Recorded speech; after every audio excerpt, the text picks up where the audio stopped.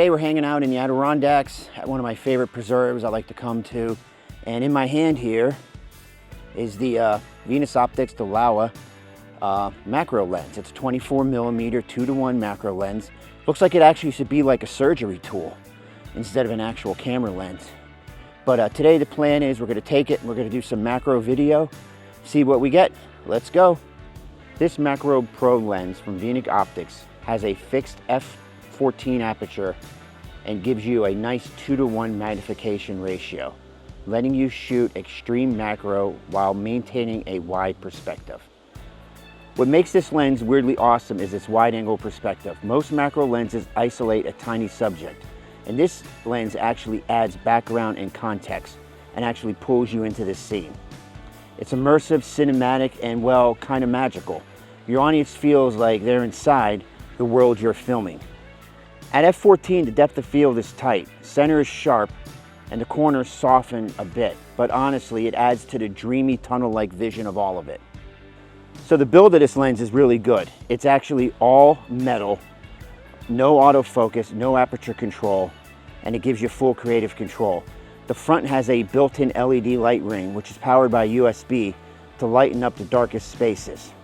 It's not a light or compact lens, it's actually kind of long, and when mounted on the tripod, it becomes kind of burdensome to use. What I'm doing today is I'm actually mounting it on my slider, and I'm using it to pull in and out and create all these video shots. What I got going on here is I just have my mini slider, a small tripod. I'm using my Nikon D750 because they don't make this in a Fuji mount, and I'm just moving in and out on some of this stuff here and trying to get a feel for how it's going to work.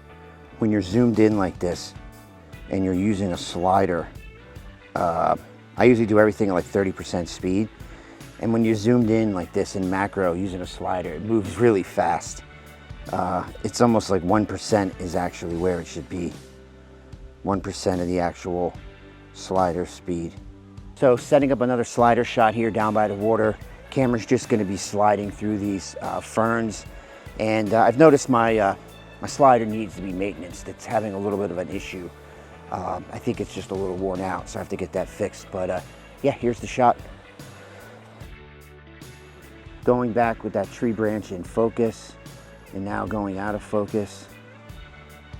So some of the pros and cons for this lens, I mean, the first thing is insane macro perspective, waterproof tip, built-in lighting, and creative freedom to do what no lens can do. So in my opinion, some of the cons is f/14. You need lots of light for this lens, and that's one of the things that I suffered with this video is I should have brought extra lighting. I really didn't think I needed it, and that was a mistake. I'm gonna probably rent this lens again and mess around with it again during the winter and try to do some more stuff with some lighting. One of the other cons is it's really not that cheap. It's $1,500, and for a probe lens like this, a specialty lens, that's kind of okay, but I don't know how often you're really gonna use a lens like this. So this lens is weird and wonderful, all wrapped together. It's got a really neat perspective on everything.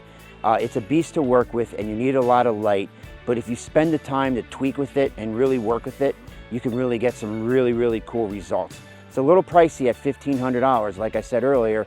However, it's definitely worth it. Now, would I buy it? Probably not. Would I definitely rent it? Absolutely. Thanks for watching the channel. Take care, and we'll see you on the next one.